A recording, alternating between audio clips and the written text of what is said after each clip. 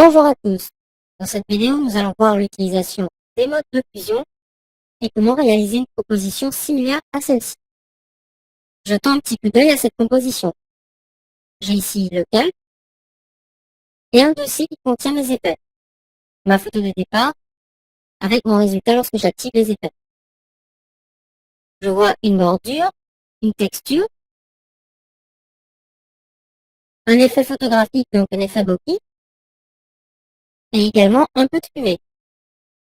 Je me rendre dans le dossier mode de fusion et récupérer mon modèle. Ouvrir le document.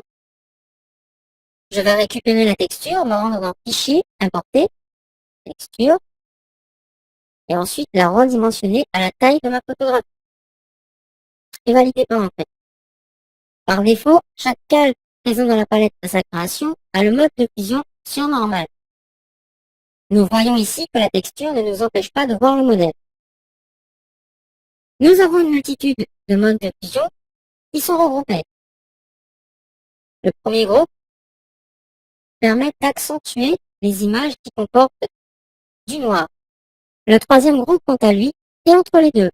Donc, il va nous permettre de superposer des images. Les deux derniers groupes sont un peu particuliers.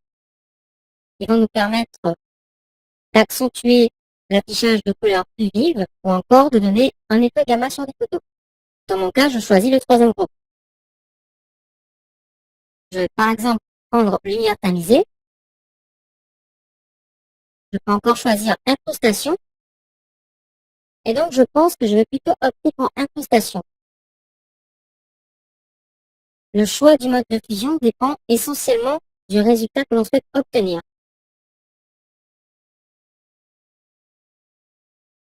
L'opacité ici présente me permet de réduire l'intensité des pixels apparents sur le calque. Je vais ensuite récupérer un autre fichier, l'effet bokeh. Je le redimensionne.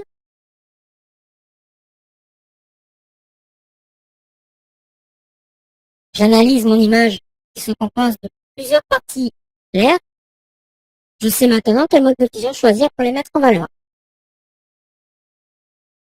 Je vais me rendre sur le mode de fusion et choisir éclairci. Peut-être superposition. Superposition me convient un peu mieux et réduire l'opacité à nouveau.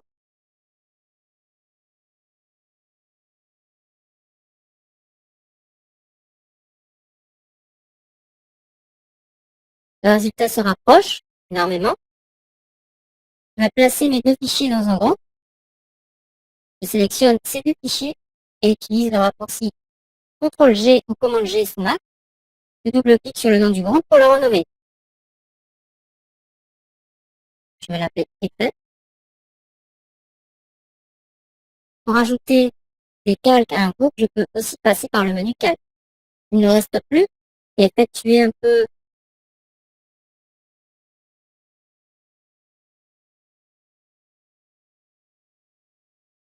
donc, maintenant, je vais rajouter la bordure.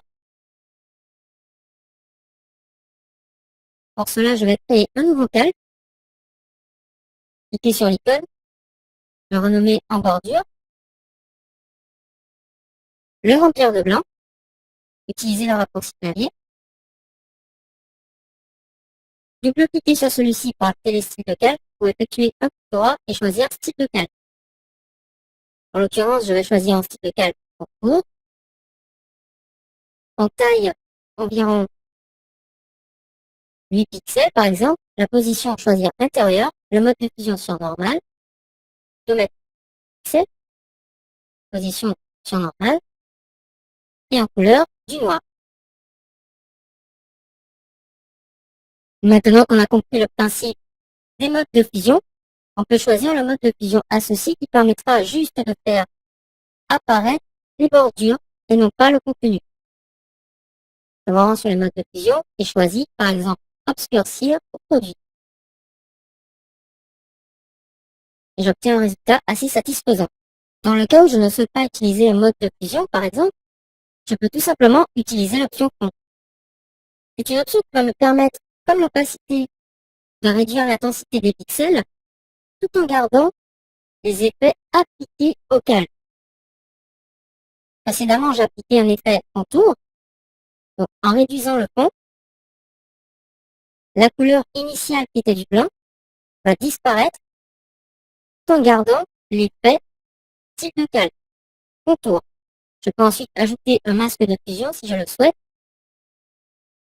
pour intensifier le visage de mon modèle. Je récupère mon pinceau, sélectionne mon masque, zoom sur mon image, je réduis l'opacité, change la dureté ainsi que le flux pour obtenir un résultat.